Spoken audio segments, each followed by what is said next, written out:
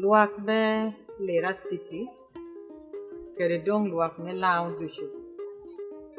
Ami tu kuwa yu abe. Akwa ko kopi kom tuo corona. Ami amantie iwi lobu dushu na he Uganda dan. Tuo ni tia medde. Dang tia medde yot mate. Kayi ni ruku mask ni. Nino kai donyo oho me wot kan noro. Kede kai luoko chi. Ada ite gwoko. Gina wano luoni physical distancing nyobedo itente langeta woti. Aramo meters ariyo. Wero gere. Atia kwa yu. Ni unen wunu tuoni idiro. Me weko yero wunu kwa. Me tuoni penyai yilao. Akwa yu. Ni ubed wunu jo. Ariek. Jo ame winyu kuon.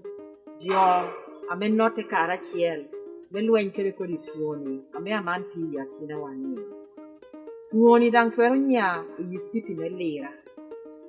Achoka nya yi city me Lira. Aballo ticha metia meda nyim. Tiche business. Kere dong tichuke na pola papa.